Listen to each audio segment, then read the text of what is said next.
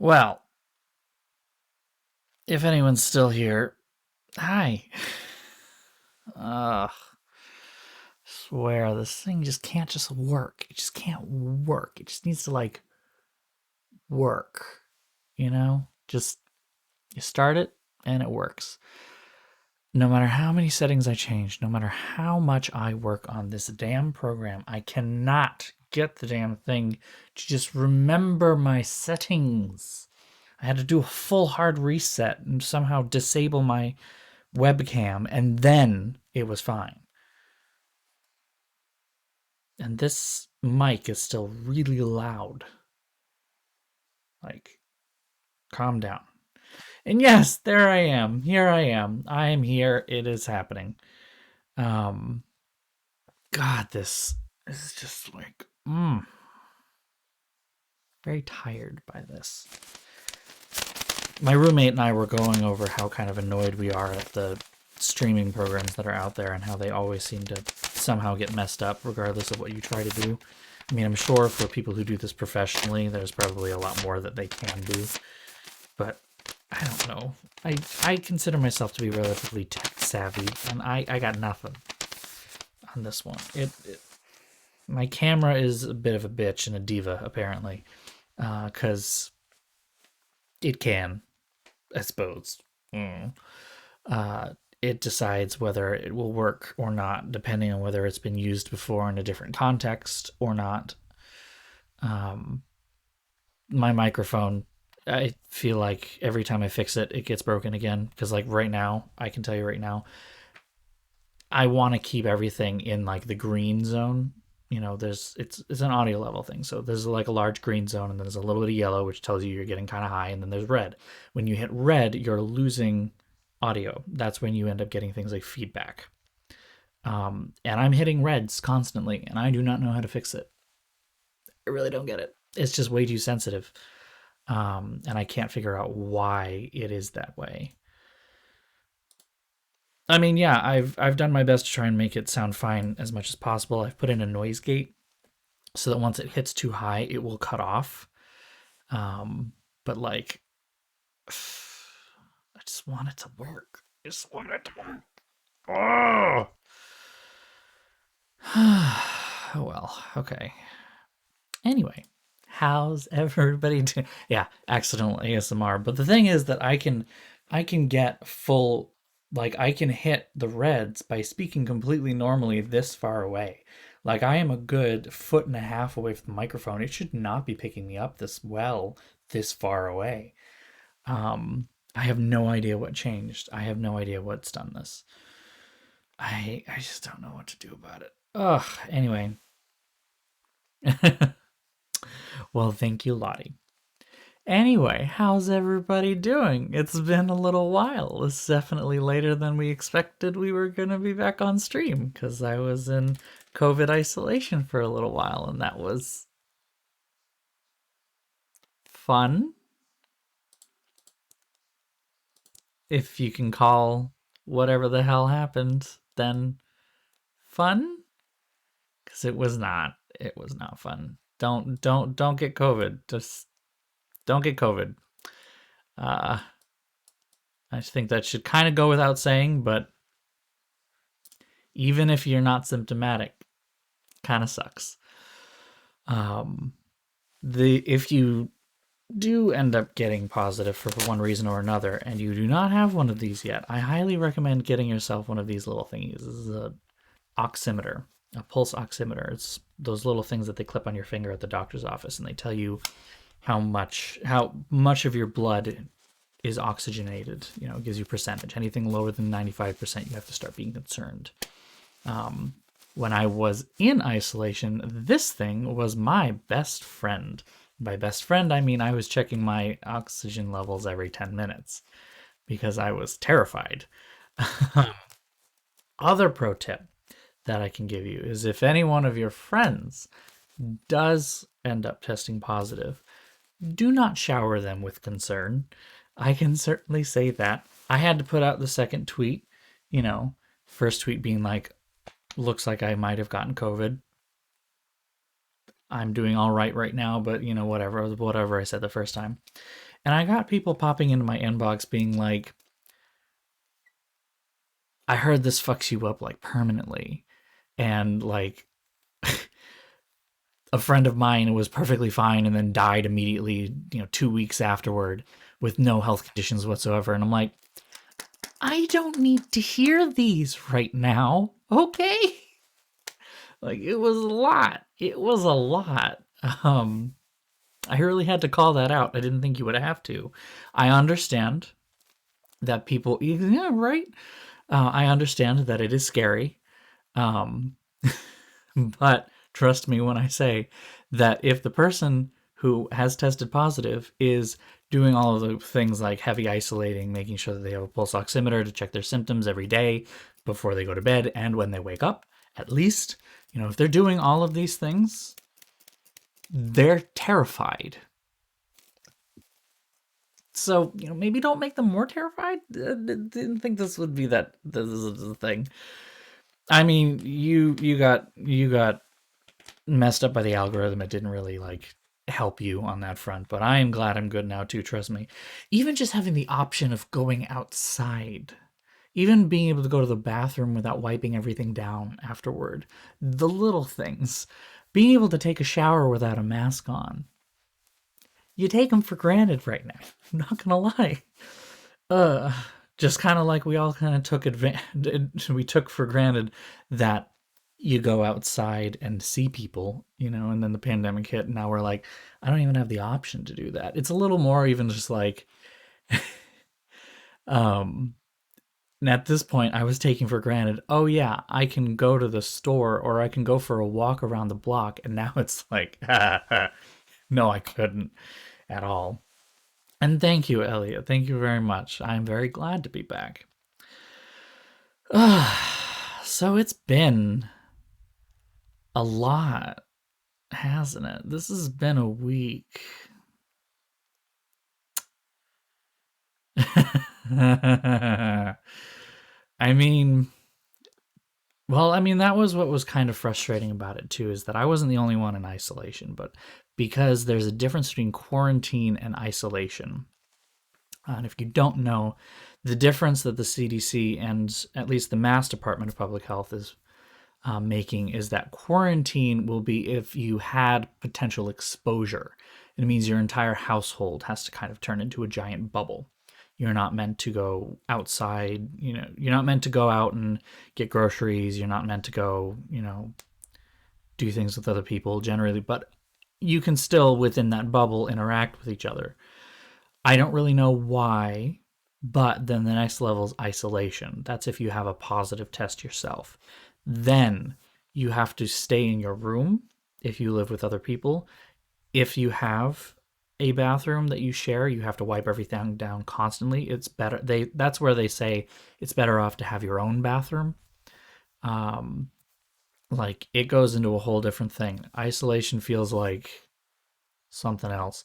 And like I get that the rules around going outside are kind of blanket hardcore, you know? They're meant to be catch all, everything's restricted, but like it felt like there should be some wiggle room, Going out for a walk to me didn't seem like it was going to put anyone in danger. It's, you don't run into people, you know?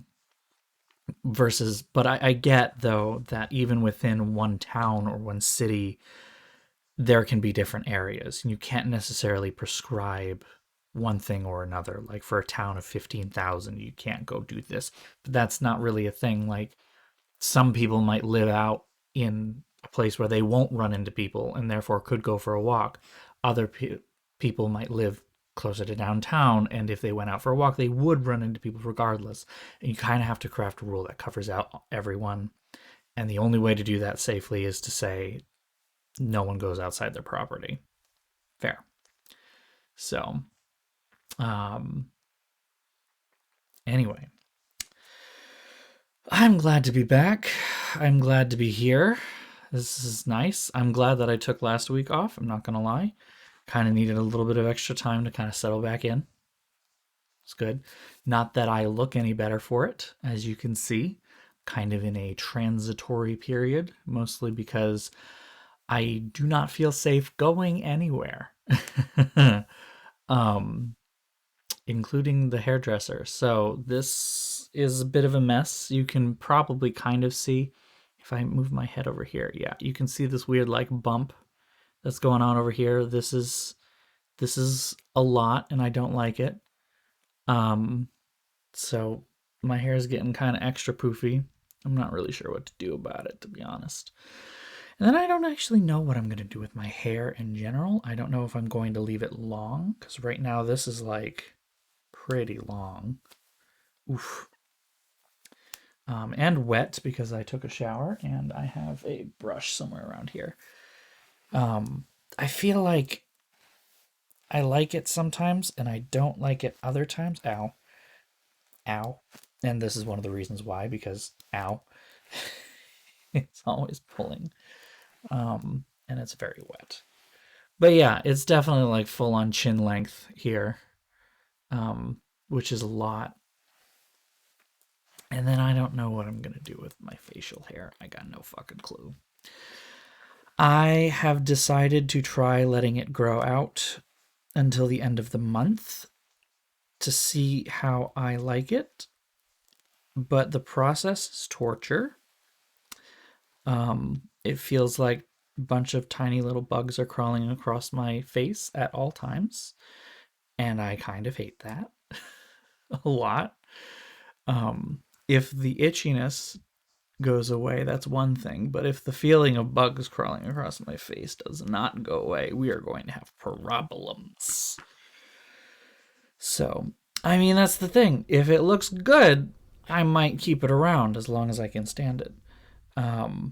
If it does not, then I will reconsider. So, but it sounds like people like this so far, so I guess I'll. I am of several opinions and therefore am of no opinion. It might as well. Anyway, so that's the state of me. That's the state. Ah.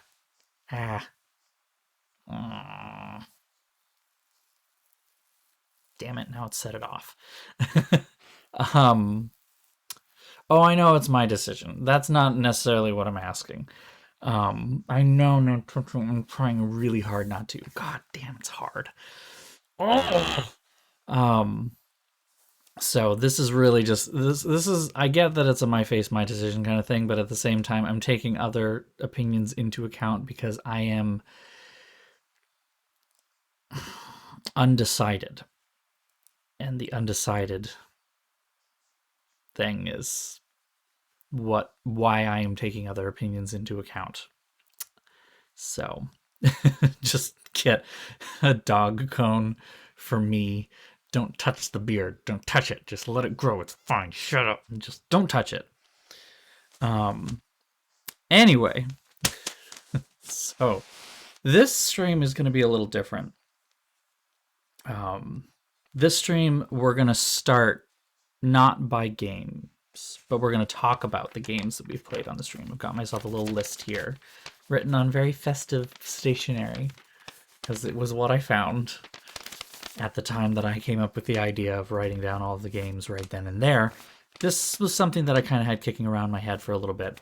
I think I've mentioned it a couple of times on stream, but especially the last couple of games just kind of had me thinking I'd like to just get my thoughts out there on it, you know? I'm like, well, why not just do everything? So I wrote everything down, and fun fact, aside from the Nancy Drew games that we played earlier in the year, which was a continuation of what this channel ended up being created to do, honestly, we played 20 games in 2020, which was just kind of cool, I thought. A little something. This is something. The Roast of Raven. Oh, trust me, there are names on this list. We will get there. But I figured it would make some sense to kind of go through the games one by one, talk about them a little bit, get some opinions. Might help me figure out what kind of to focus on going forward. So far, I've been kind of keeping with the whole kind of point and click adventure mystery kind of thing. That's where Nancy Drew was, and that's kind of where I kept going. They're games that are pretty easy to stream. Um, I don't have to focus on them so much that I can't spend some time with you as well. More action based games, I have to kind of tune out other things. It's why I only have one monitor, actually. I've consistently said that I do not like having multiple monitors when I play games because I want one monitor to show me what I want to see and it will engulf me into the game. Um, it's what I've always liked RPGs for. And I don't really feel like RPGs would work particularly well on this channel just because of how long they are, how much time I spend in them versus about them, I guess is the way I could put it. I just kind of lose myself and I don't talk to myself. So if I can't talk to myself, I'm going to talk to you guys. um, you know. But anyway, that's kind of been my thought, but there are some trends that can possibly be picked up from these games here. So, without further ado, let's start. So, I do not remember exactly what Nancy Drew games that we finished, but I'm going to kind of put a little bit of a pin in that for this, um, only because I feel like we're going to revisit the Nancy Drews at some point. We're going to revisit them. I have been thinking about what one of you has been asking me about pretty regularly, CJ, who is also a Nancy Drew streamer. How do I rank them? Where do I put them? Well, when I started this channel, when I started playing the Nancy Drew games, I kind of just played through them in order. I didn't really think to rate them or, do anything. I kind of could vaguely tell you what my favorites were, but I didn't really look at them with a critical eye. And anyway, and there's a part of me that kind of wants to do that. So I don't really want to necessarily talk about those. What I do want to talk about in the Nancy Drew series was Midnight in Salem, because that was a totally new game for me. I had never played that game before. It was brand new.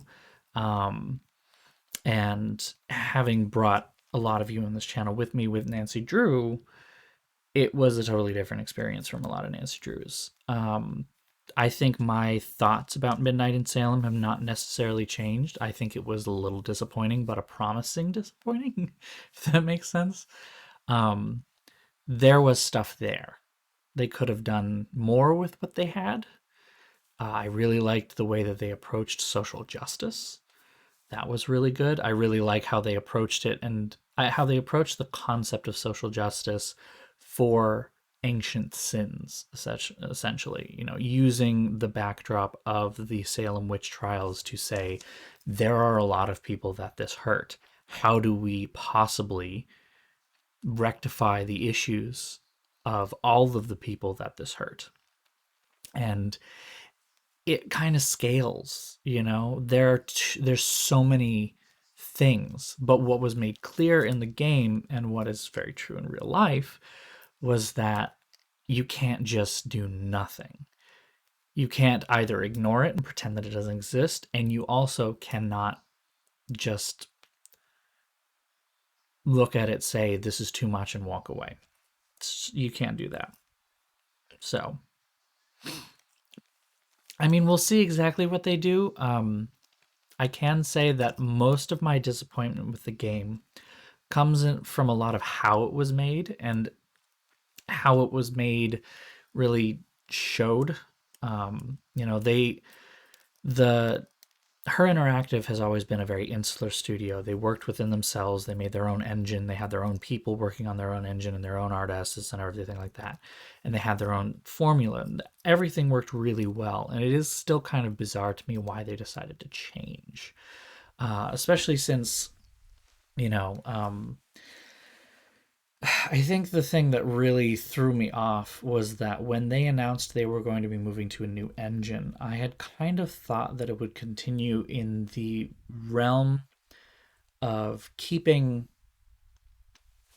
the games available to as many people as possible. Um, that was always the kind of ethos that Her Interactive had for the longest time, was that these games can be played on any computer. Um, the biggest change in that, honestly, was making them Mac compatible when that became a thing. Um, because they didn't have a PC Mac version, separate versions for a long time, just because developing for Macintosh was so different. Apple just had their own thing. This was before iOS, mind you. Um, and then once they could kind of develop for both, they started releasing for both. But the one thing that always remained the same is that like the files hardly ever got over 2 GB. They were always 1 or 2 discs. They worked on every single machine. You could play it on the idea was that you could play it on your parents' work laptop if you needed to. Like anyone could play this. It was accessible. That was a big draw, I think. And the thing being that not that people are starting to eschew traditional PCs in a lot of ways. So I thought that when they were moving to Unity, they were doing it because they were planning on making it mobile compatible, making it able to be played on tablets as well. And they were going to find a way to make that happen. But instead, they went in the exact opposite direction. You now needed like actual PC hardware to run the damn thing. I mean, I don't really know that it would, that it would or would not run if you just had like, I don't know, a basic ass computer that had just a CPU and not an actual GPU. But like, it gave my computer a run for its money.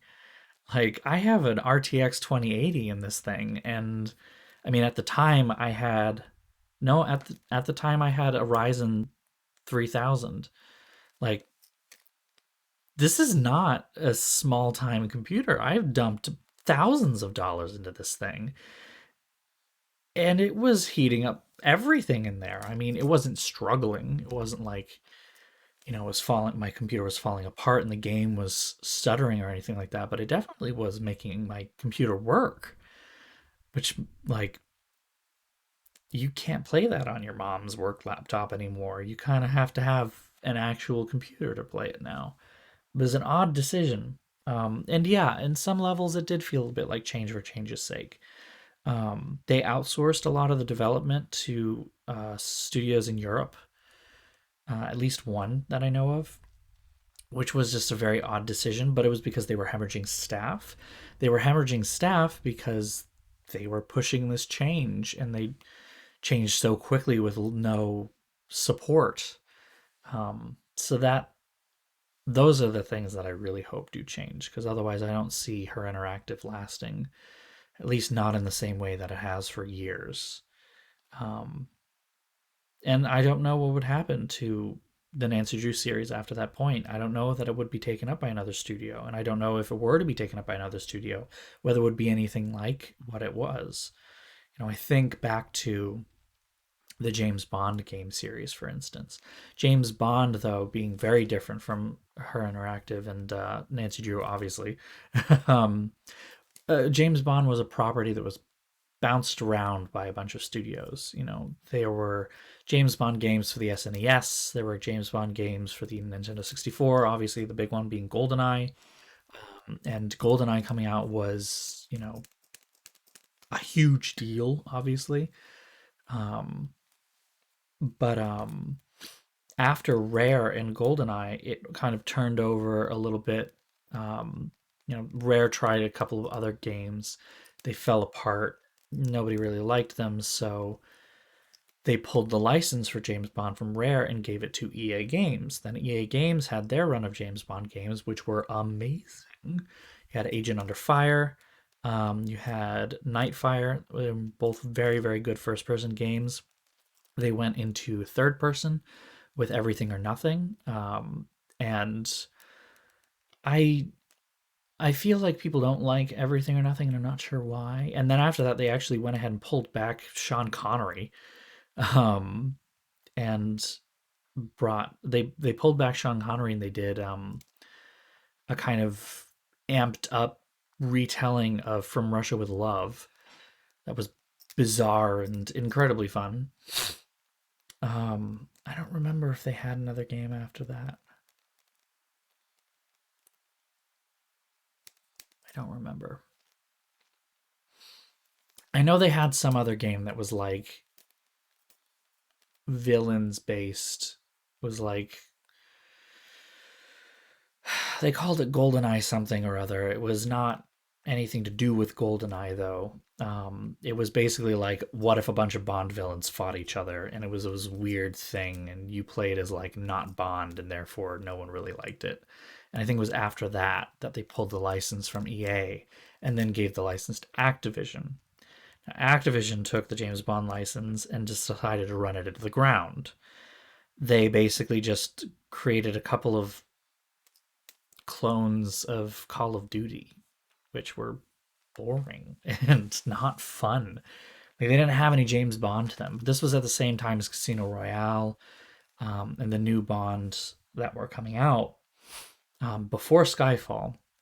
So this was Casino Royale and Quantum of Solace era. They came out with a Casino Royale tie-in, which I remember being okay, and then they came out with a original one, Bloodstone, which this is another one of those ones where it's like the opposite of Everything or Nothing. Because Everything or Nothing, I hear people saying that it's a terrible game, but I loved it. Versus um versus Bloodstone, where I read and hear that it was a great game, and I fucking hated it. It was boring. It was incredibly boring, and it looked terrible. I have it, and I have my Xbox 360, and one of these days I probably will replay it. Maybe I'll replay it on stream. That's a possibility. Um, I can do that. We have the technology. But yeah, that's kind of what I'm worried about. Like, if the Nancy Drew license were to get picked up by another studio, could it be something like Activision with James Bond? Could it turn into, like, I don't know, could it get picked up by like um some mobile studio, some mobile game studio that like decides to turn it into this weird shitty point and click? Does it that not even a shitty point and click. What if it gets picked up but just like, I don't know, Bejeweled People gets turned into another one of those? Like, ugh, please no. So I don't know. Midnight in Salem left a weird taste in my mouth. I'll be interested to see what happens next, if anything happens next, and if it does, I hope it's better. There's a lot of good stuff that happened in Midnight in Salem, writing wise, but gameplay wise, it left a lot to be desired. I will say that.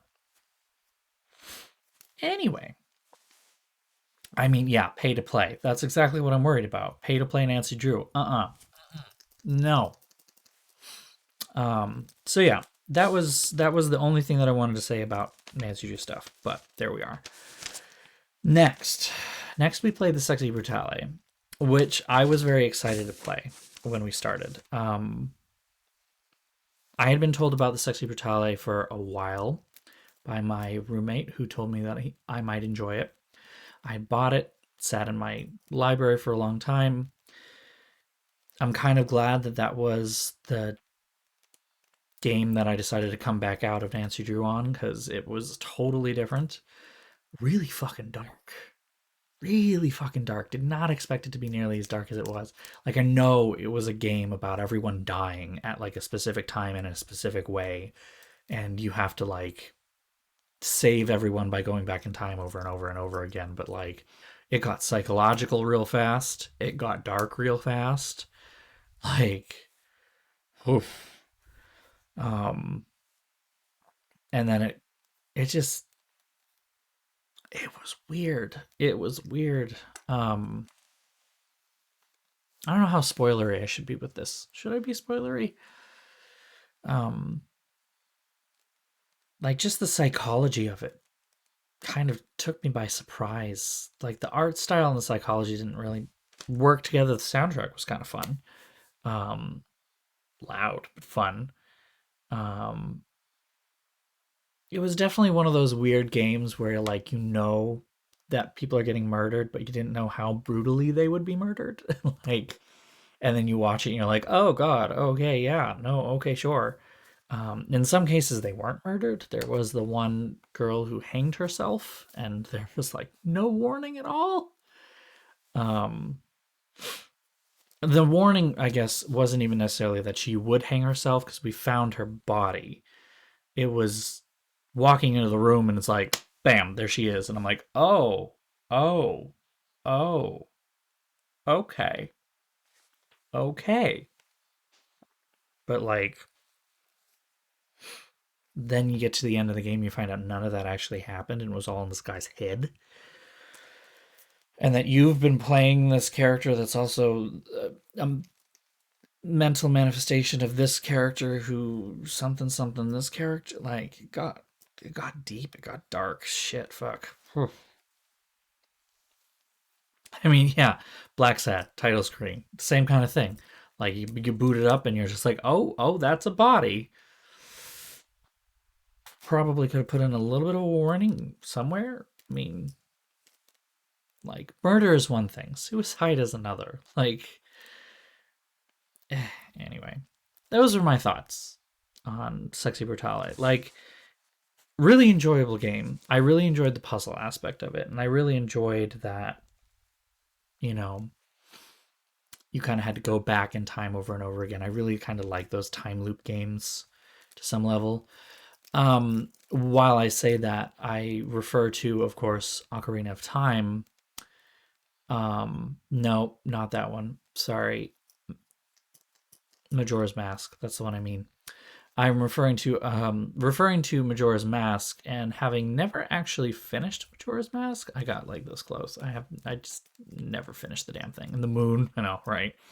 Like, don't get me wrong, Majora's Mask is an amazing game, but like any other Zelda game, it is massive in its complexity. And so it got to the point when I was playing the remake, even that I was referring to a guide to walk me through some of the things that I missed because I was very, very, very much involved in trying to make sure that I saw everything in one playthrough. I don't often come back to games. I don't often replay games. When I do, it will be like a decade later. For instance, right now I've been playing the Mafia series again. I played Mafia Definitive Edition, the remake of Mafia 1, which I remember playing in high school. I played it in high school. A friend of mine had downloaded it illegally somehow and then copied it to a CD, which he gave to me in class. And then I installed that on my computer. And that is how I played the first Mafia game. Mafia 2 was the first game that I ever bought on Steam my freshman year of college. It's been a while. um, so, it's I mean, yeah, that's the thing. It's just a huge game and it's huge in its complexity, and so I wanted to see everything that was involved before finishing, because when you finish, you then have to restart in order to see other things, perhaps, or you have to go back to a previous save or something.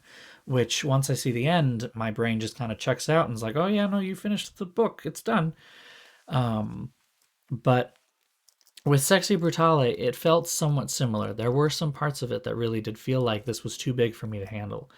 I did not get all the collectibles, I don't think, and that kind of frustrated me because I was going for it, and I had a guide up next to me, and I was like, come on, let's do this. But there was a certain point that it did start to feel a little overwhelming and a little bit more like a chore than it was enjoyable. Especially when you're later in the game, you kind of know a lot of how people die and how to prevent their deaths and whatnot, but you are basically just trying to get like a couple of things or whatever. You have to like run across the mansion on foot. You cannot travel. Um, just kind of sucked. At a certain point, you were just kind of like, okay, come on, okay, come on. What I will say in its favor is what it lacked in mechanics at that point, it made up for in plot. The plot was so confusing and so deeply psychological that I was invested in finding out what happened, regardless of how much time and how much effort it took, because I was confused and wanted answers. Oh, man. My nose is just like closing up on me. I desperately need to get a new humidifier. God, it's so dry. Anyway, next was Secret of Monkey Island. So we went from a new game to a classic game. And I had never played Secret of Monkey Island. That was a totally new experience for me. I was very intrigued to try it. Now, what I will say is that I played the remake of Secret of Monkey Island. So I know that the original pixelated one was available. Kind of flipped back and forth because I was like, this is kind of cool. But for the most part, I wanted to stick to like the hand-drawn graphics. Let's stay with that, you know? Um,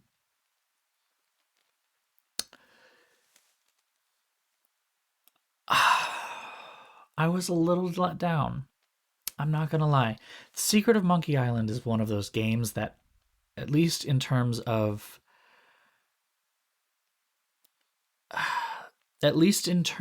point and click games, is legendary.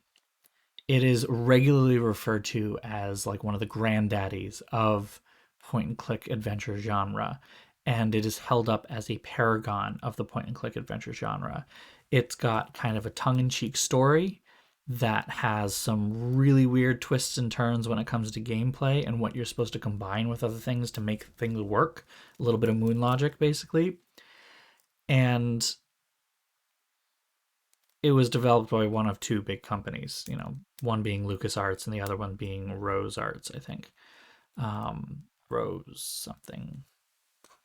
Don't quote me on that. There was something. um,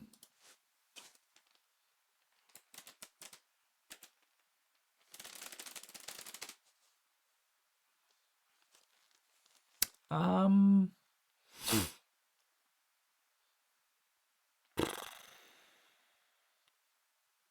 not seeing it.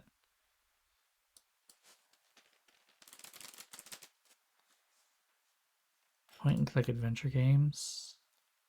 I'm trying to remember like a game that actually, like one of the games that was actually on there, but I can't remember.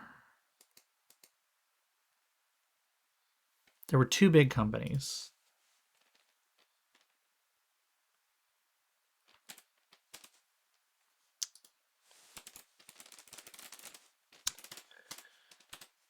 There were two big companies. One was LucasArts. The other one was... That's LucasArts. Okay, let's go down the list, this particular list of... Oh my god. I hate anti-ad blocker crap. Sierra. Thank you, Digishell. I don't know why I was thinking of Rose. Sierra. That's the one I was thinking. Sierra Entertainment. Thank you. Yeah. So, you know, those are the two companies. Secret of Monkey Island is one of those games that's held up as like a paragon of the point and click genre, and I just found myself a little let down. I think it's because I set my expectations a little too high. To be honest, it was still an enjoyable game. I will not say that it was not. It was still enjoyable.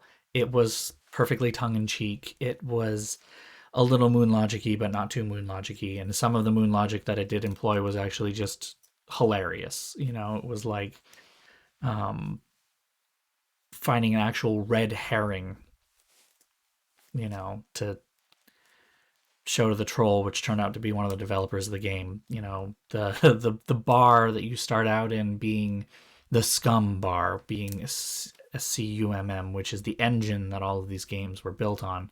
You know, tongue-in-cheek, self-referential. It's kind of like playing a Monty Python game, you know, playing a Monty Python movie. It is a constant running inside joke, and I felt a little bit like I was kind of on the inside sometimes, and that was where it kind of got fun. It got fun to poke fun at, which was delightful, you know, because there were definitely some of those moments where you're like, are the straights okay? Are the straights okay? Because I don't think they're okay. Like numerous moments in that game. It was great. But yeah, there was a little bit of disappointment there. And I think that was just because I hyped myself up a little bit too much. And it was the same kind of thing with Day of the Tentacle, which is the next game that was on our list. Day of the Tentacle was also delightfully tongue in cheek, but I admit that I was going into it kind of hoping that it would knock me on my ass a couple of times, like just make me laugh. And it was more like, how do I put this? It was like a comedian was going up on stage and making a total fool of themselves by trying to tell very bad jokes. And you knew that they were making a fool of themselves, and they knew that they're making a fool of themselves. And so you've got this weird, awkward laughter going on. Because you're like, ha, ha, ha, ha, ha, that's funny. Ah, yeah. Which is kind of what it felt like. Um, so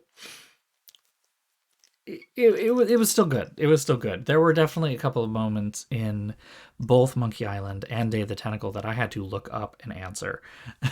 um, because damn, that was just like, it was a lot. Sometimes they got really out there. So that was kind of my opinions of both of those. In contrast, Indiana Jones and the Fate of Atlantis, which is the next game on our list. Indiana Jones and the Fate of Atlantis, I had already played.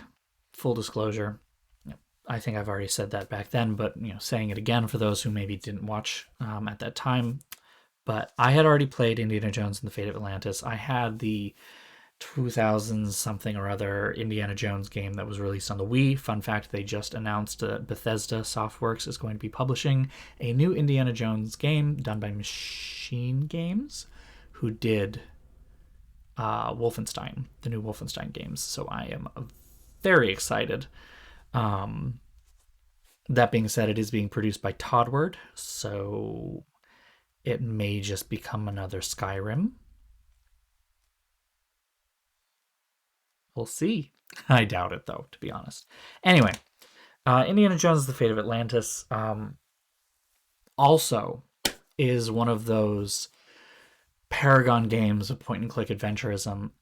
That was more of what I was expecting from Day of the Tentacle and Secret of Monkey Island, to be honest. Indiana Jones and Fate of Atlantis is a game that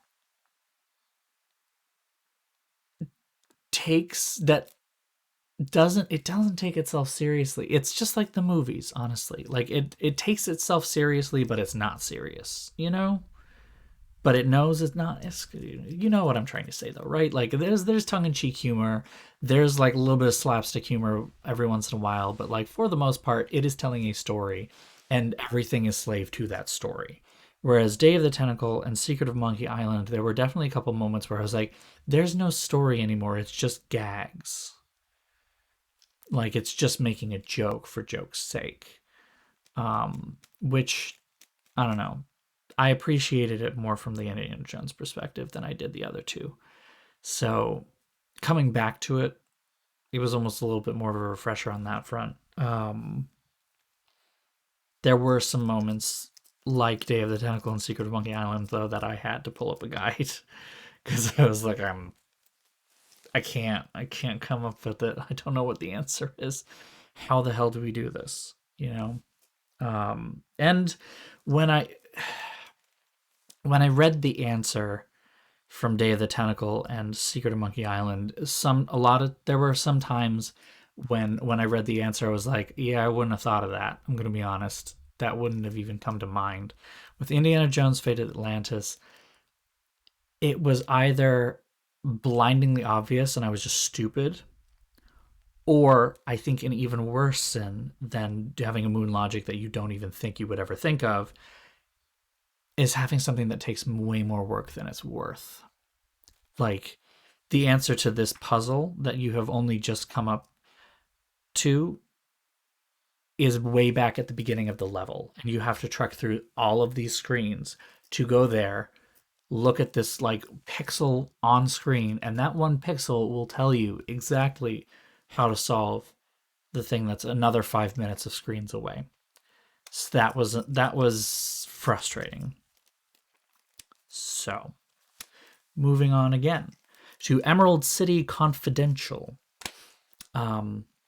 This was another game that I had played. Emerald City Confidential was, oh god, I mean, I struggled with this one to get it. I mean, because I owned it way, way, way back when.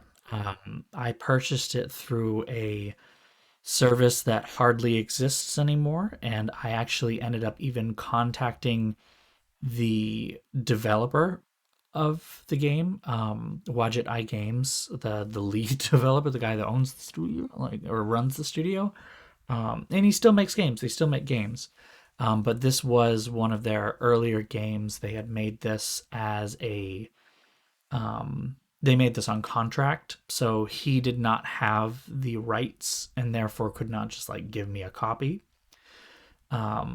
Because I literally had the receipt. I found the receipt in my email from back in high school when I bought the damn game, and I could not get it again because the downloading service no longer held it, and then the company that had contracted it didn't include it in their catalog anymore. So it was like a dead game, basically. But I managed to find it, I think, on Steam. I think was how I ended up managing to find it. I was just kind of a little pissy that I had to pay for it again. But it was good to go back to it because when I had first played it, I was new to a lot of the point and click genre. I had never really done point and click before. I don't think, yeah, it was pretty much just some of the other games that are coming next, like the Agatha Christie's and the Sherlock Holmes. Um, it was interesting coming back to it. I think my impressions were kind of the same when I first played it. Like, it was entertaining. It was a decent story. It treated its own story twists a little too seriously for its own sake. Like, they were pretty well telegraphed a lot of times. And then when they weren't necessarily telegraphed, it was because they were on very flimsy ground. So they were kind of like paper thin. But what was most fascinating about the game was watching everything change. Like, this was Oz. You know, it was the story of the entire works of Oz, not just the Wizard of Oz, but all of them. And so you got to see characters that you knew and loved in totally different ways. You know, the Tin Man, Lion, Dorothy, etc., and where they ended up after the novels were done, and in this noir style, which I found really appealing. It was a stylish as hell game, really beautifully well done. I think the animations were all incredibly well drawn. It's an entertaining game. You know, it was a truly entertaining game. Kind of weird toward the end. So, um, yeah, I liked it though. I still like it. I think it holds up pretty well. My biggest issue with it was that the the the display resolution of the thing was like this fucking big. It was this tiny little thing, and I was just like, come on, I can't see this. Like, it was literally like this big on my screen. Like, tiny, tiny, tiny little thing. Um I found a way to blow it up so I could at least kind of see what I was doing, but it, you know, upscaling doesn't look good. Anyway, that's technical gripe. I can't be too mad for a game that's no longer supported or sold practically anywhere. I guess. And speaking of games that were no longer supported and not sold anywhere anymore, let's move on to the Agatha Christie games, shall we? Oh boy, these three games. And then there were none: Murder on the Orient Express and Evil Under the Sun. I definitely remember these games through rose-colored glasses. Um, mm, they did not age well. Um, they just you know, they were more fun for making fun of. And I know one of the big reasons I played and then there were none was because I always use that as a perfect example of moon logic that I have experienced. And it was particularly memorable when I was younger. It's still memorable today because back then we didn't have websites that told us cheats. Like, we didn't have that luxury. So it took me forever to figure out how to get to this one part of that island because you had to pour fermented apple fucking cider onto brambles so that the goat nearby would eat them. The fuck? Like, I remember when I was a kid being like, that makes no sense. That makes no sense. Why would I think of that? And, well, I wouldn't.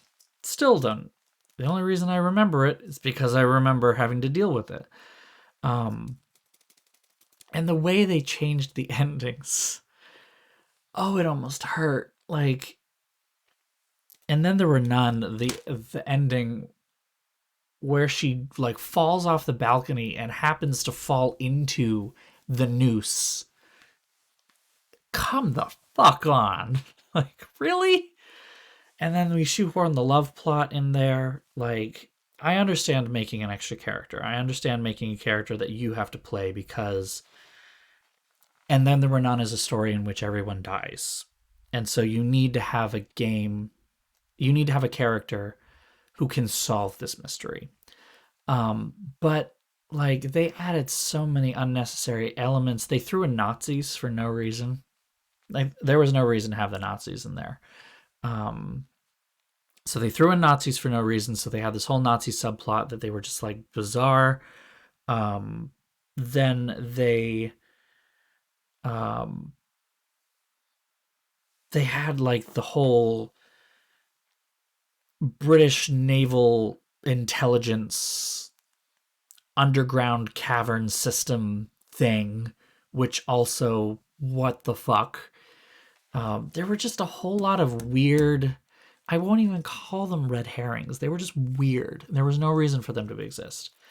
If your character was a ghost, well, that's sexy brutality. That's close, a little close. So yeah, and then there were none bizarre. Doesn't hold up at all. Also bizarre because of who was in it. Like Nolan North and like, oh god, who else was in it? It was just like a bunch of really famous voice actors before they were famous. Who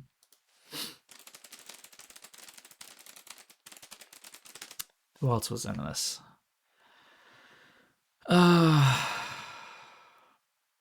Yeah, Nolan North was in this. And he's the big one that like you remember hearing about, but like I don't have the time to go through all these, but I remember going through the things here and finding people who had been in like incredibly big budget AAA games. Like bizarrely. It was just weird to see. Murder on the Orient Express. Murder on the Orient Express was so frustrating. So frustrating. The added character was an interesting touch. It was an interesting touch because I understand what they wanted to do. They needed to make sure that you would not play Poirot because Poirot cannot make mistakes. So they had another character. They disabled Poirot. They had another character that they kind of shoehorned in to be Poirot's eyes and ears and kind of work through it that way. Where I really, I'll say that the majority of it was really relatively straightforward. Like there weren't a lot of crazy over the top things like the British Admiralty had secret underground caverns in the island and shit like that. There weren't a lot of really moonshotty things except for when you have to make a battery to make a radio work, and the battery consists of like orange juice and two statues or something like that. Like you stick the orange juice in a punch bowl and you stick the statues in. Because the statues are made of metal, they're conductive, and the orange juice is electric. And it's a little bit like, okay, There might be some solid science behind this, but I don't know it off the top of my head, and you gave me nothing to read that would tell me exactly how this works. So, um, I particularly love it when they take that trope, though, games where the protagonist speaks to themselves and you can't tell if they're talking out loud or not, and then the people around them are like, "Are you okay? Like, you just we heard you. Are you okay?" Like, this is my favorite. Um, so where I really took issue with Murder on the Orient Express, though,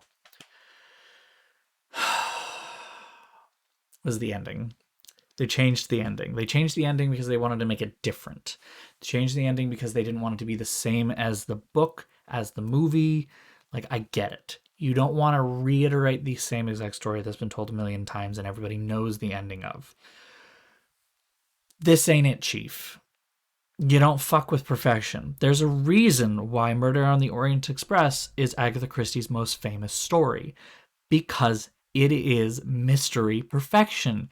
It is laid out in such a precise way that you can't fuck with it. Because if you fuck with it, you just so you make the fucking child that's like the you bring her, she's alive. She was hidden in a crate the whole fucking time. No, it was bad. It was bad. It was bad. It was bad. It was bad. It was bad. It was bad. Bad, bad, bad, bad. Okay. Moving on to Evil Under the Sun. Of the three, Evil Under the Sun was definitely the most tolerable of them. There were some really bizarre things. Again, they shoehorned Nazis in. No fucking idea why. At the very least, the Nazis belonged more in this story than any of the others. Can tell you that Evil Under the Sun takes place during the lead up into World War II, or during World War II, something like that. It's in the realm of the time that it would be happening. So the fact that there was Nazi presence, not particularly out there. The fact that they brought it up, it's kind of weird. This game didn't take itself quite as seriously as the other two, which I appreciated, because when it got a little silly, it knew that it was silly and didn't try to hide it.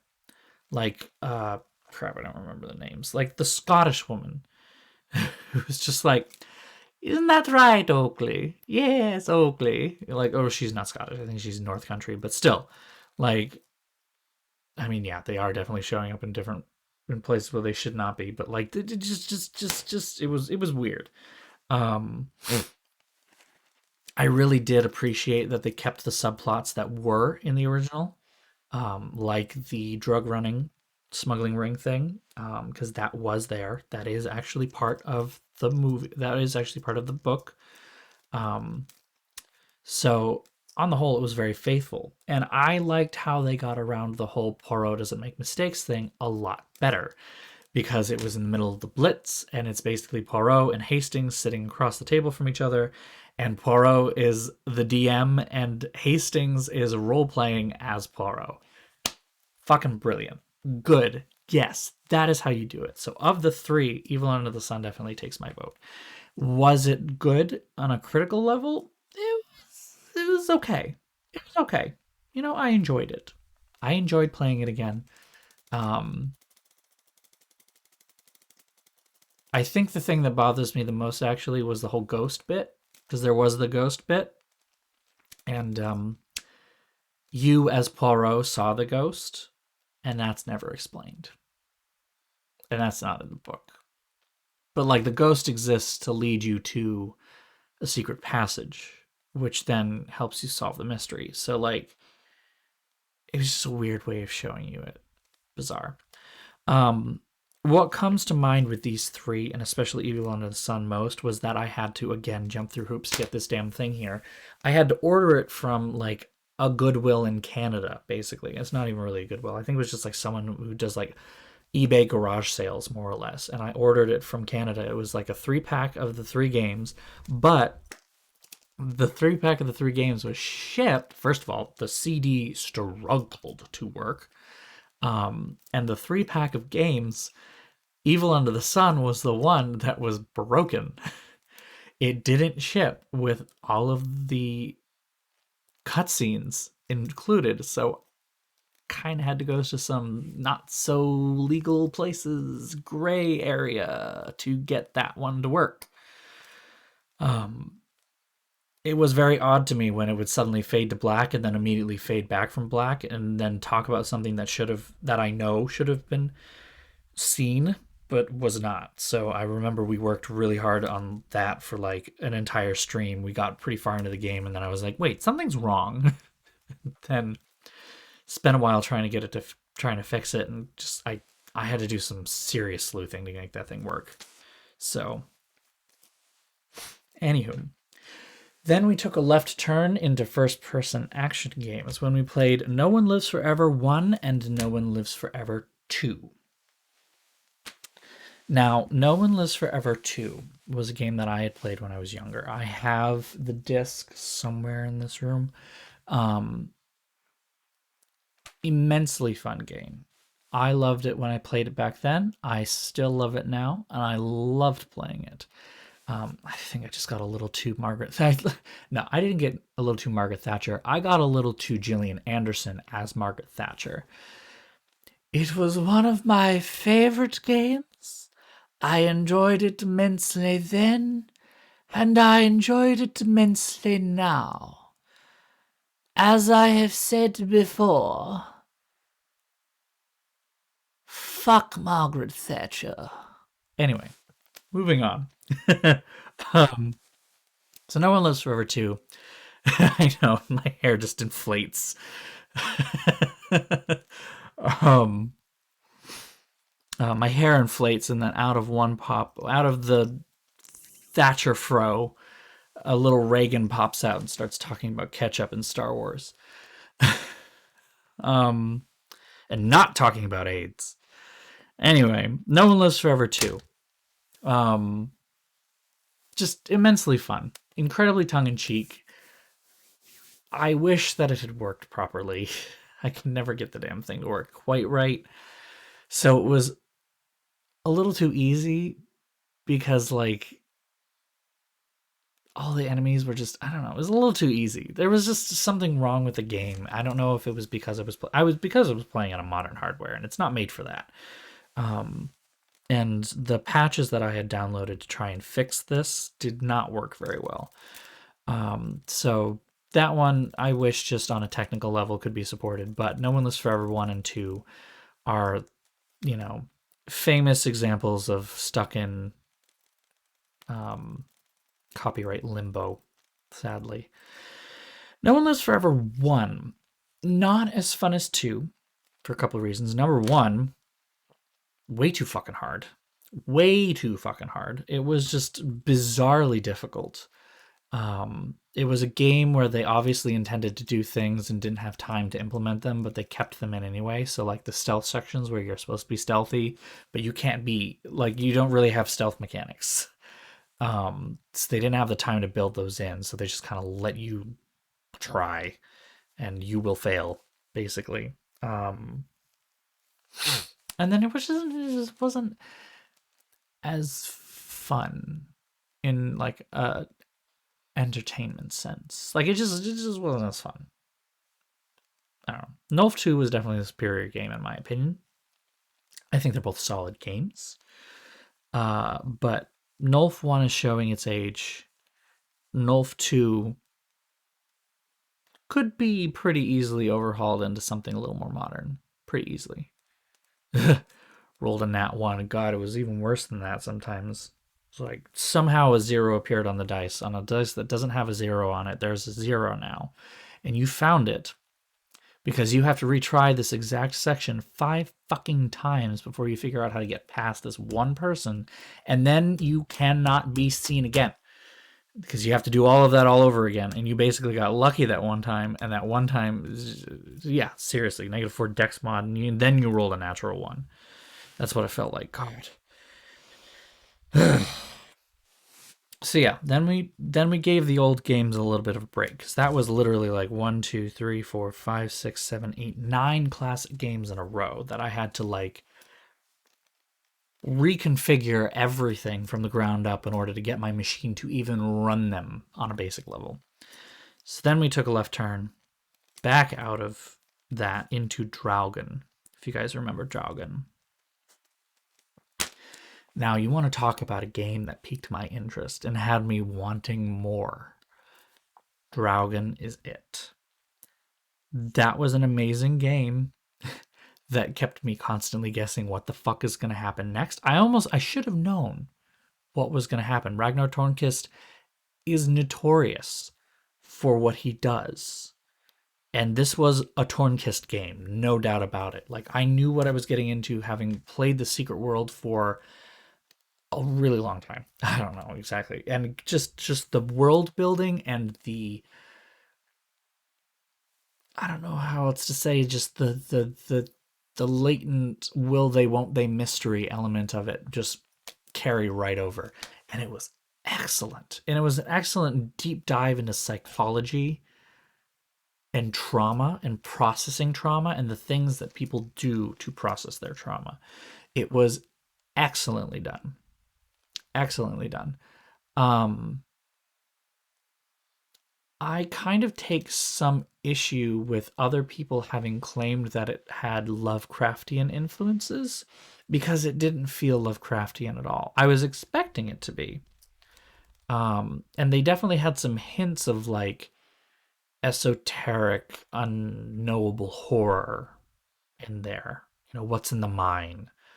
What was in the mine that they found? Did they find something in the mine? And like the bits and bobs that came out of the mine that had been buried there before and no one was supposed to touch them, and then this one girl came out and touched them, and then everything went to shit, and it was, you know, it was supposed to be like unspeakable horror kind of stuff, unknowable horror.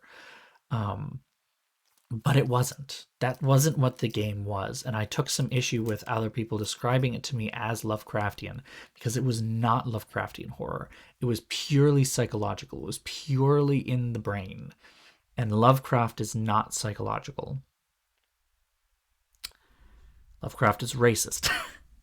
So, but that's the thing. Like, Lovecraft's whole thing is that it is an unknowable entity that is terrifying, and that unknowable entity are the Italians. Thank you for Midnight Pals on Twitter, because they're the best. If you haven't looked at their thing, the absolute best.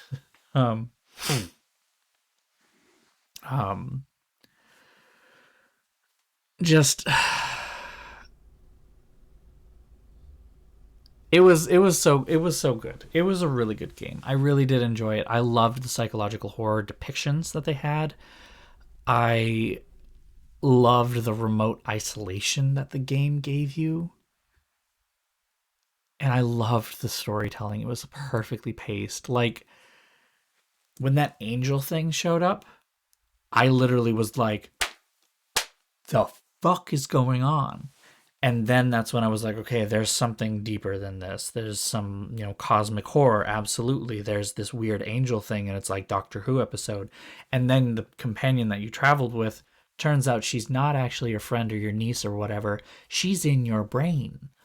Oh, fuck. Okay, what the fuck? And then you find out that not only is she in your brain, but so is the angel thing, and they're the same entity taking different forms. Holy fuck. Okay. There it is again. Yeah, Lovecraft is not psychological horror. Lovecraft is racist. That is going to be clipped later on. I guarantee it. But yeah, Dragon was great. I really enjoyed it. From what I understand, they are planning on making another game that stars those characters. So I'm very much excited to see where that adventure goes next. But that was the only modern game that we played for a while, unfortunately, because the next game that we played was Sherlock Holmes: The Mystery of the Mummy. Now, if you missed this one, I wouldn't blame you, because I only played one stream of it. I did not play it a second time, because this was a Sherlock Holmes game that I had never played before, Mystery of the Mummy. It predated the one that I had played when I was younger, Secret of the Silver Earring, which we played next. Mystery of the Mummy, and I had been under the impression that Mystery of the Mummy was the same kind of thing as Silver Earring. It was not. It was a first-person tank thing.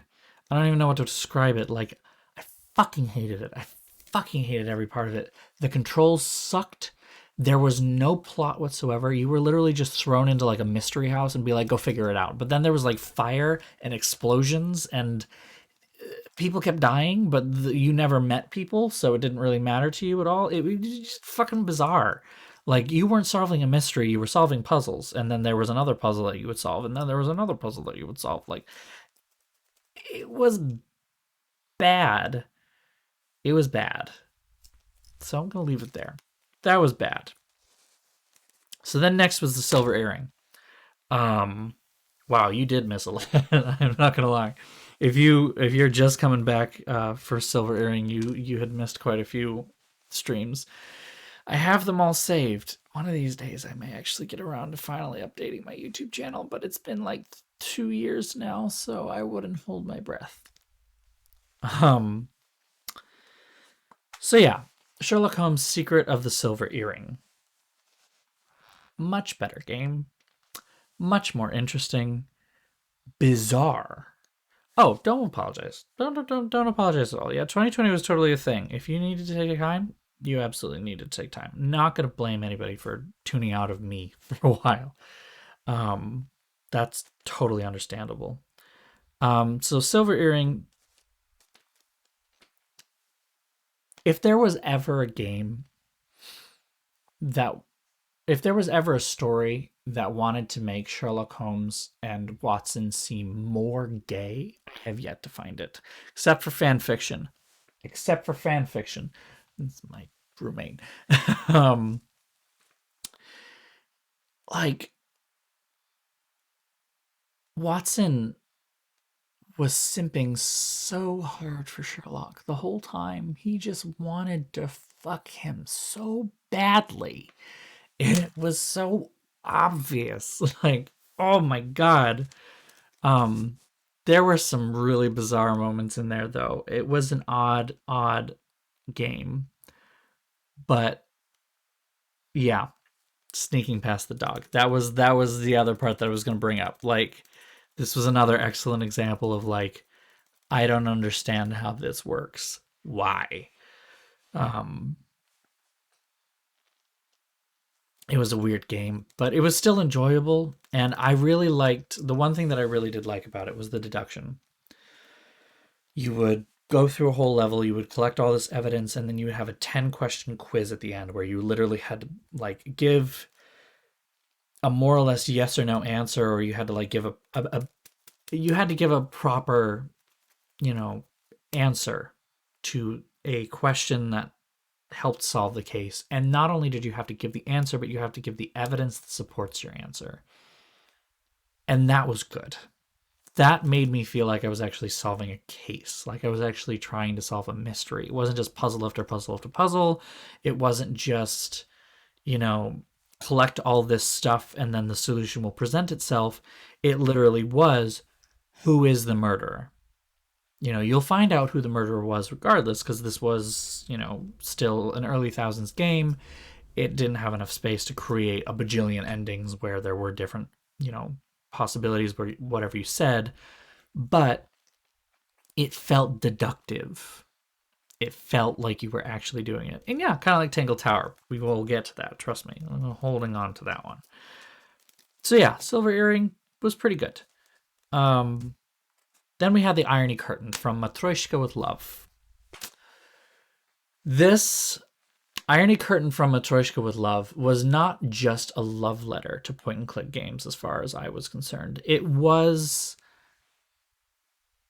a point-and-click game from... It was what I expected a point-and-click game from the 90s to be. It was beautifully hand-drawn. It was hilarious, exactly. It was what I wanted Dave the Tentacle and Secret of Monkey Island to be. It kept me going because it was stupidly tongue-in-cheek. It was bizarrely hilarious. It did everything right on those ends, and I really, really appreciated that.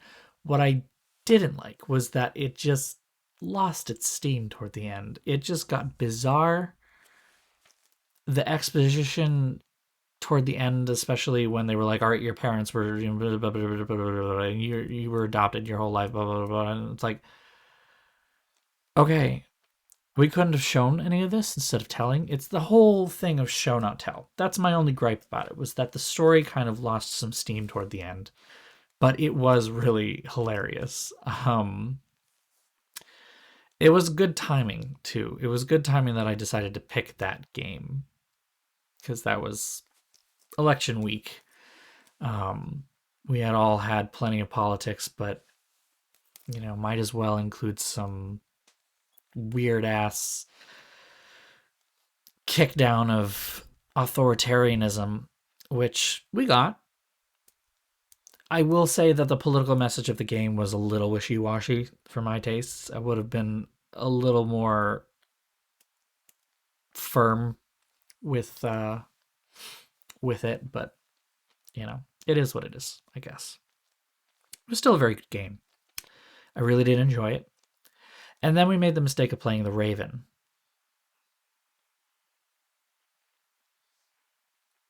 And I really do mean mistake. I'm not about to say. No, I am about to say this was the worst game that we played this year. The Raven pissed me off, just like on so many different levels. I just even more than Mystery of the Mummy, because Mystery of the Mummy I could excuse. The problems with it were technical, and the technical problems that I was having was because I was trying to run a Windows 95 game or like a Windows 3.1 game on a Windows 10 computer. That was why. But the Raven, I can go down the list of things that were wrong with it, starting with, why was it a remaster? What were you remastering? The game came out in like 2015 or whatever, and then they released a remaster, and the remaster didn't really do a lot for the game. I've seen footage of the original versus the new one, and they're like the same fucking thing. So why was there a remaster? You didn't re-record anything. You didn't change anything. It was bizarre. The music was actually interesting. I will say that the music was good. You're right. And the boat cha-cha was was funny. The music was good. This was a game that went on way too fucking long. Like, you got to the end and you're like, okay, this is the answer. This is the result. And they're like, no, wait, there's more.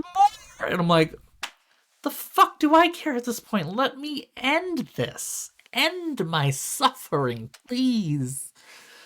Oh, it was just not fun. And yeah, no, it was just, I just did not like it. I did not like any part of it. Did not like any part of it. Besides the music. It was the only thing. And yeah, this was a perfect example of a game that did not really make clear that they were speaking in their heads, because the model was standing there and you could hear the voiceover, you could see their mouth moving, but no one would respond to what you were saying. It was just like, what? Um just what a disappointing game. You know? And it like, it was especially disappointing because the protagonist was, he's just such a fucking milk toast asshole. Like, I had no interest in following his story whatsoever, and then it turns out he's the Raven. Ooh, and I'm like, oh, okay. I don't see how he could possibly have been the Raven because he's that fucking stupid. But okay. I really wanted to break the fourth wall. Oh, that would have made it a better game. Maybe. At least I could have made more fun of it. But that's what we got. Ugh. And then we played Forgotten Anne. Forgotten Anne. Now, you want to talk about a game that disappointed me.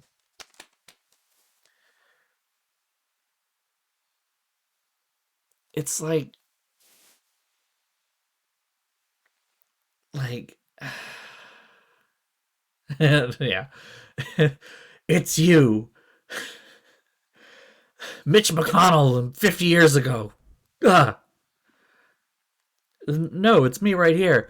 Wow, Mitch McConnell 50 years ago is a master of disguise. We better kill him now. God, it was just hated everything about that game. The characters all sucked. Even the good characters sucked. Anyway, yeah, but then Forgotten Anne. I mean, that wasn't actually too much of an issue for me. There was definitely some question of what constitutes a true inanimate object. Like, we had an inanimate lamp that was speaking to us and doing things. Tiffany, stand Tiffany forever. Um, but then we also had street lamps that were not alive. So there was some world building inconsistencies there. And like, Anne moved like a boat. It was literally like trying to pull a Yui with a fucking Cadillac. Like, you're not getting around that corner. You're gonna have to take like 4 lanes to pull this turn. The turning radius on this thing is wide as a mile. Fuck you.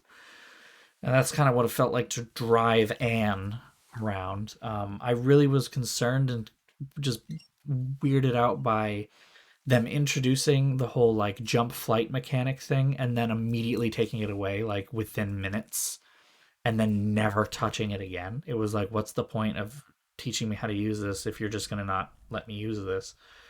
And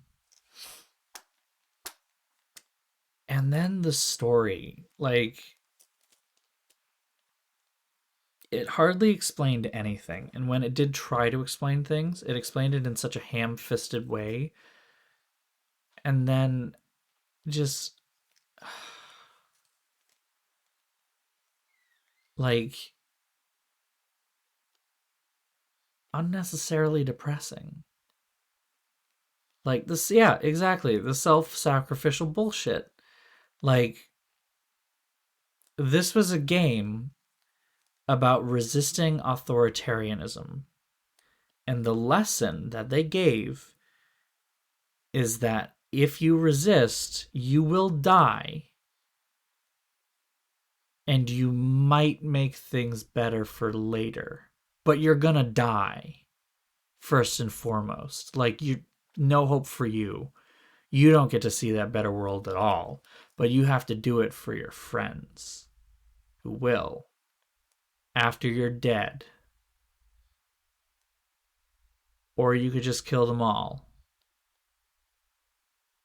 What kind of a fucking choice? Like, what kind of a thing? How does that even translate into like a whole? Oh, was that the character that we loved? Was that Tiffany, the lamp?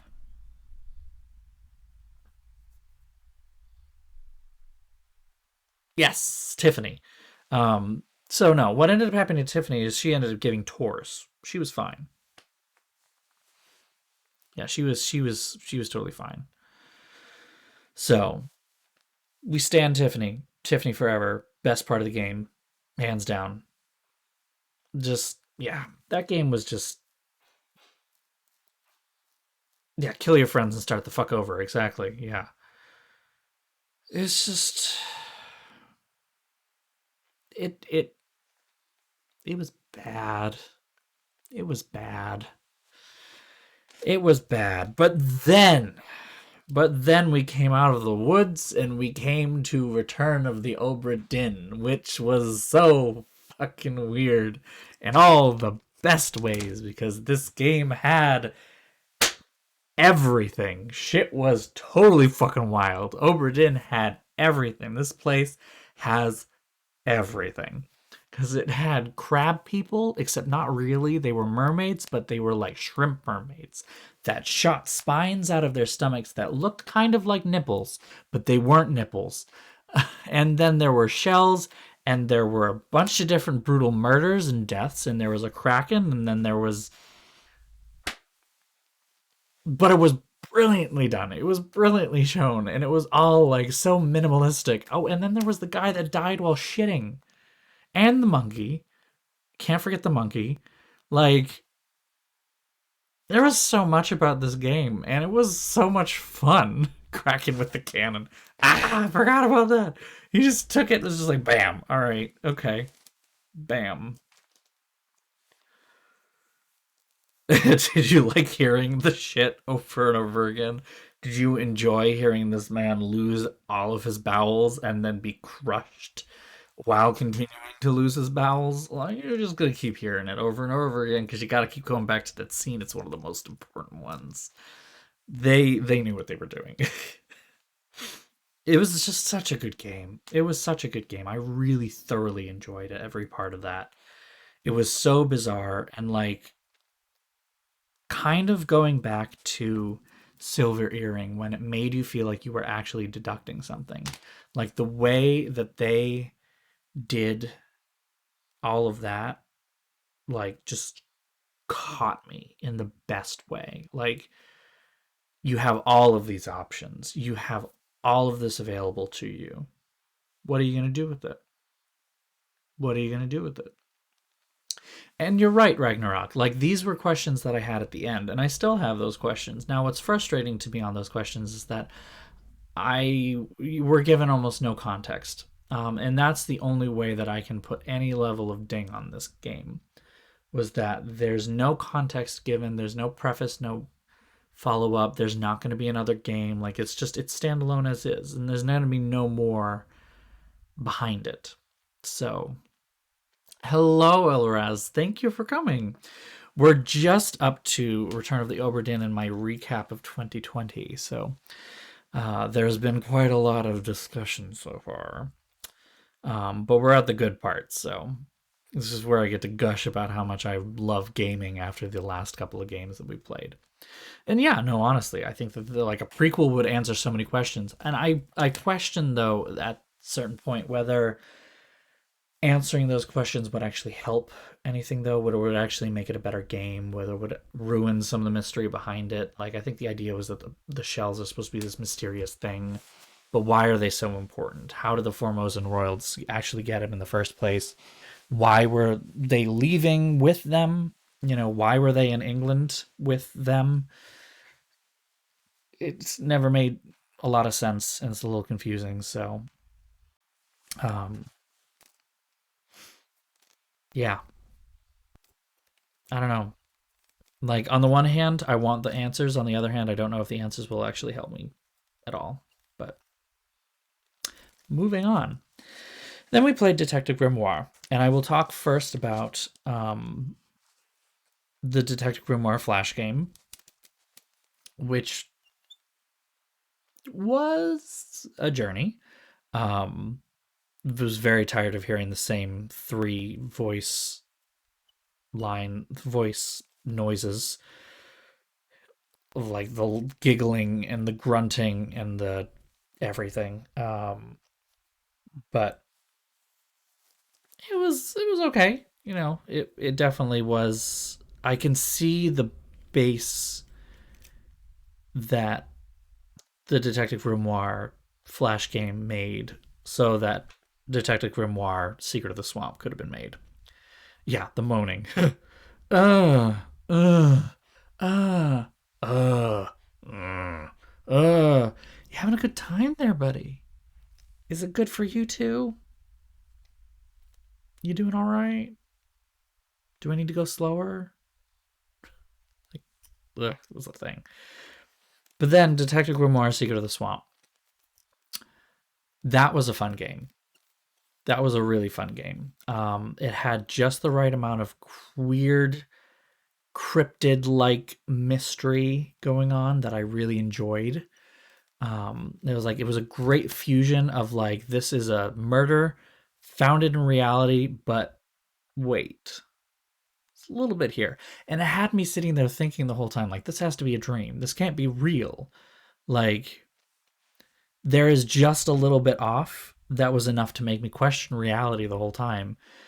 But it was still like it was great. And I think one of the things that I really enjoyed about it too was it played the card that was played in Knives Out. If you've seen Knives Out, then you know there's a point when right at the end, right when he's like about ready to show how everything was done, LeBlanc goes, but there's the hole inside the donut hole or whatever. He goes on his whole donut hole speech. He's like, "There's a hole in the center. What is that hole?" And he's like, "Why was I hired?" Like the question is not about the murder. The question is not about the cover up. The question is, why was I hired and who hired me? And so they kind of played the same card in Detective Grimoire, where, yeah, there's a hole in the donut hole, and this donut hole is not whole at all. Um, they played the same kind of card in Detective Grimoire, where they had this running through line question that was just kind of under the surface, and you kind of kept wondering over and over again, why is this in this swamp? Why is there a tourist attraction in the middle of a swamp? I don't care that someone was murdered.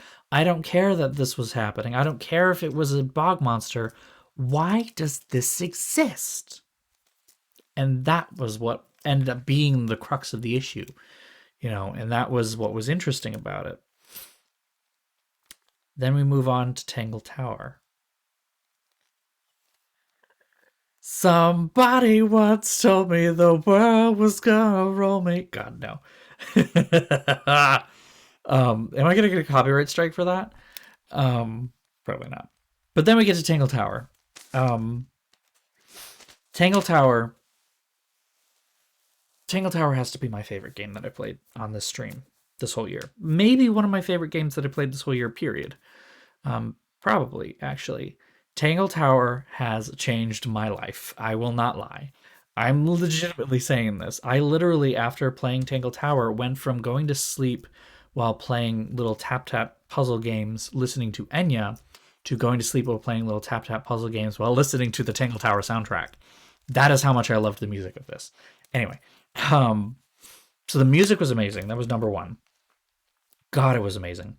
Um, oh, you don't have to upload it. Oh, that's the marvel about this. It's on Spotify.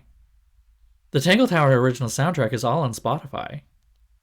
It's all there. It's beautiful. Um, so yeah, Tangle Tower was amazing. I enjoyed every the VOD. Yeah, fair enough. Yes. I will have to upload that for sure. Um Everything that I liked about I just loved everything that I liked about Detective Grimoire was amped up to 11, and then they mashed in a bunch of other things that I just fucking loved. Like it was a classic Agatha Christie style setup. Big house, like big country house, landed gentry, kind of old money family, except it's a bunch of families at this point because they've been joined at the hip by a couple of marriages and they fucking hate each other. And then one of them dies, but it's like the little known relation that's kind of out of nowhere, but she was kind of the best of them in every way. And then she dies. Everyone suspects everyone else. It's this free for all. There are ties into Detective Grimoire that are like ever so slightly interesting, and the more you dig down into them, the more interesting they get. Like the characters and the characterization of them was so good. Oh my god, I loved all of them. It literally was a toss up for the longest time as to whether I loved Penelope Pointer or Florafillo more. Hands down, Florafillo is the king. End of story. She's amazing. We stan her. And her hair that flows in wind that doesn't exist, while she doesn't speak a word and has three expressions: this, this, and this. That's it. That's it. She doesn't fucking speak. And it's amazing. Um, they managed to create an incredibly deep and incredibly depressing character from someone who doesn't speak. She has no lines at all, and three poses. and then her hair flies in the wind. Like, she's got this incredibly deep personality. They all had incredibly deep personalities that were all incredibly believable in wonderful ways. And then they introduced the mystical. And that's what gets interesting. They introduce this whole backstory and history that ties into Detective Grimoire Secret of the Swamp and ties this whole world together into like this weird thing, but then also has all these little Easter eggs, get it, egg, thing that are just like nested inside each other. And it's just the more you dig, the more questions you have, the more questions you have, the more you like I'm constantly coming up with theories about this game still. Like, there are still questions about why um there's still questions about why Flora essentially kicked half of the family out of the mansion and didn't want them to return. And you know, she's obviously not going to tell you because she doesn't want to speak at all. And then I have my personal, ideas. Everyone kind of has their own ideas. The game presents a few possibilities, but like it was just brilliant. Like, and it was weird and mystic enough that the red herring that they gave you at the beginning felt like it was real.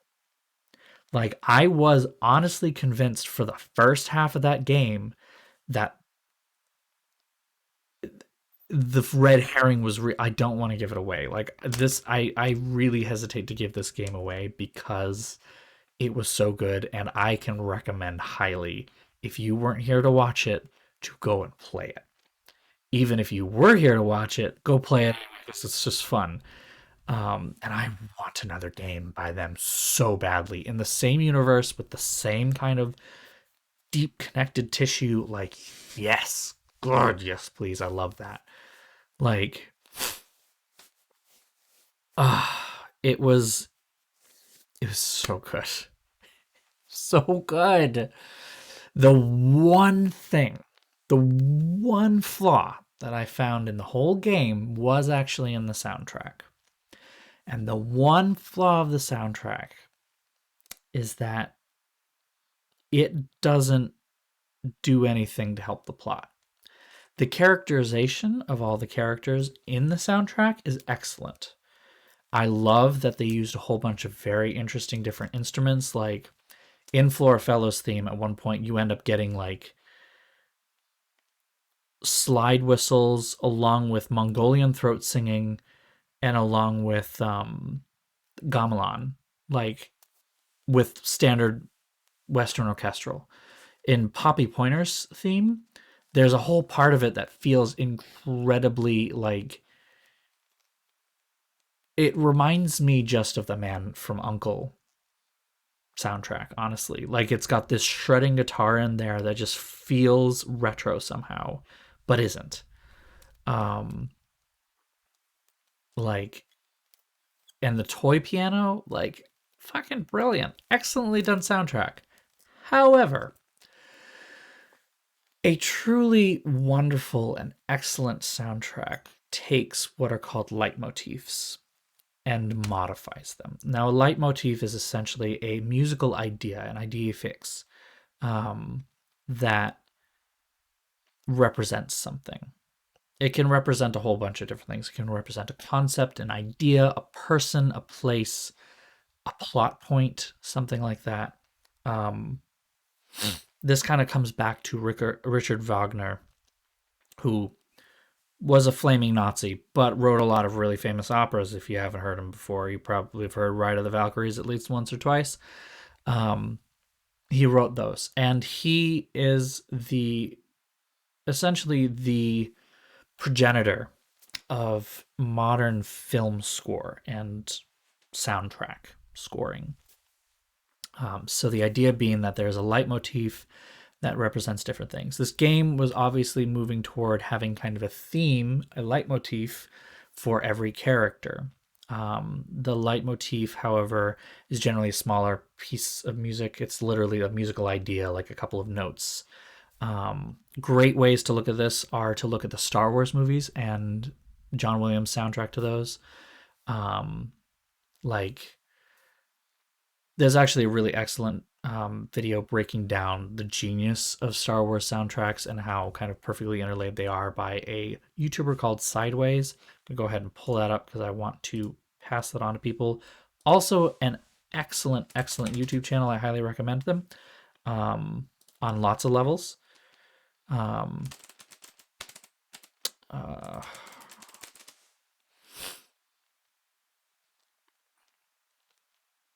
I'm gonna try and find one that does a good job of that, but I can't remember which one it was. Shoot.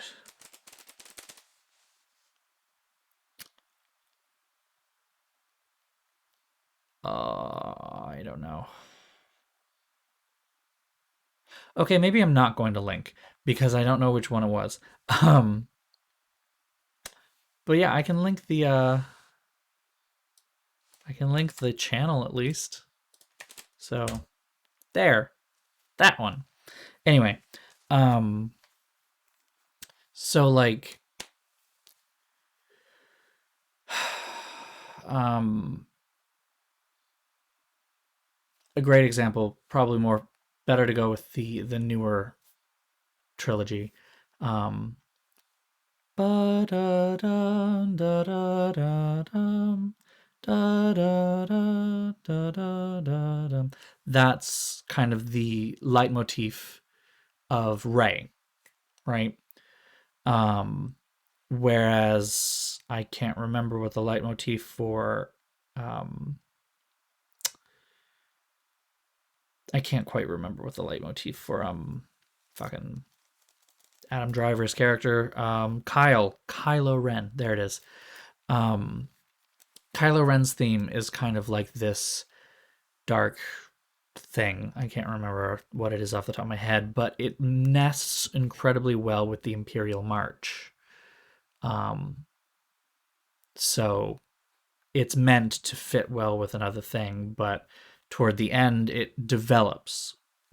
By the movie that we will not speak of, it eventually develops into something that works a whole lot more with the more heroic themes of Star Wars.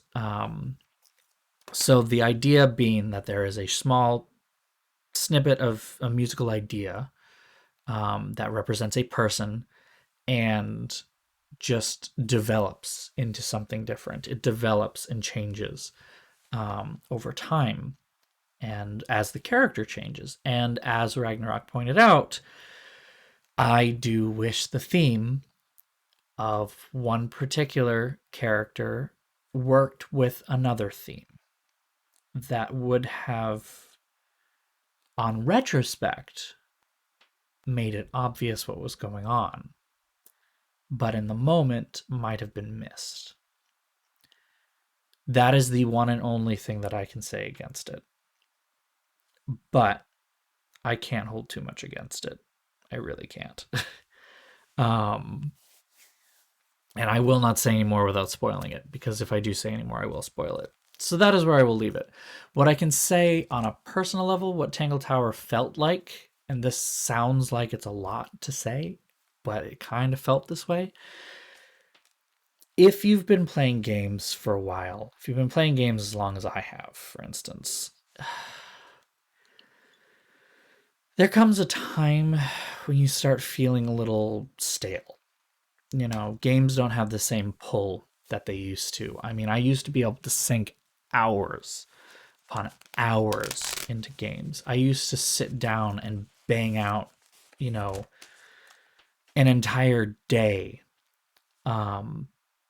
of playing, like, I don't know. I literally could play like an entire day of a game, whether that would be an MMO or an RPG. I blew through RPGs when I was younger. I used to love it.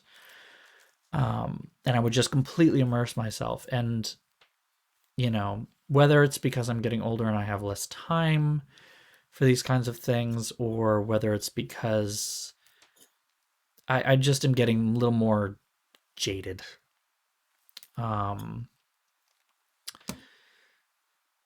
Tangle Tower cleared that up. It reminded me of what games can be. I guess a great way to explain this is that when I went to my first ever PAX East in 2014, I believe, I was over the moon. Everything was new, everything was amazing. I was in awe of everything. The next couple of years I still had fun, but slightly diminishing returns, and then this last year especially, I wasn't terribly interested in going to PAX East. Turns out that it was perfectly fine because I had to go somewhere else and also COVID, but I had to go for a professional obligation instead, which I felt way, more attached to, but I also didn't really care. I wasn't chomping at the bit to go back to PAX East. There was nothing that was drawing me there. And part of that was because nothing about games was exciting me, and still to some level isn't. I'm replaying old games right now. I'm not playing new ones. The newest game that I have played was 2077, and I've kind of stopped playing that until it gets fixed. And even when it gets fixed, I am not terribly excited about the bones that are there. I am excited about some games coming out. I mean, Vampire Bloodlines 2, definitely excited about that. Let's be real. But like, I'm more excited about Mass Effect Remastered coming out than I am about that even. And that's an old game. It's not new. I don't know. There was just nothing new that was really exciting me, and Tangle Tower really changed that for me. Kind of reminded me that there are still really good games out there. I just might not know them. They might not be AAA titles that I hear of, and because I'm not quite as in tune with the gaming world as I used to be, because I used to be really into this shit, to the point that, like, I never quite got to this point, but I did attempt to write some articles for some gaming journalist websites. I tried to become a gaming journalist for a while, because I was interested in that. And now I'm just kind of like, I don't have time. I don't have time. So it was just really interesting to have that experience. So I'm very grateful that I did get to play that. I'm glad that I got to share it with all of you as well. So anyway. And then finally, that brings us to Blacksad, our sad, buggy cat man thing. Furry.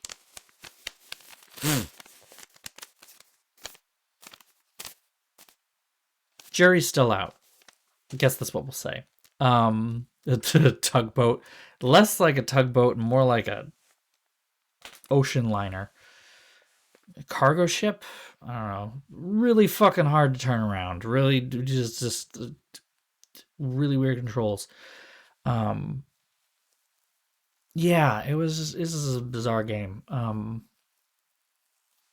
It's a weird game. I am enjoying it. I say through clenched teeth. I feel like it has a lot to offer. I feel like the technical problems are hindering it. It's the problem. The story is excellent so far. I'm enjoying that. So they at least got, the most important part of a game like this down. So I will give them that. But yeah, the technical things are starting to kind of hamper it to some degree. So that is a bit of a shame. So that's still on the fence. Don't know what's going to happen with it, to be honest. Lots of things that can happen next. And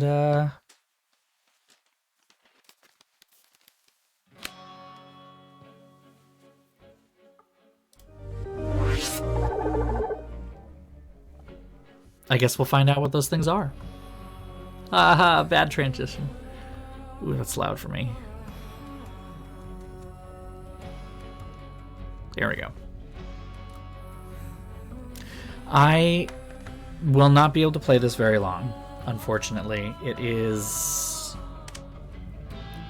almost 11 o'clock, and I am sorry that I was late.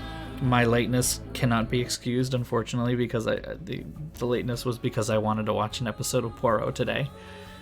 And then, yeah,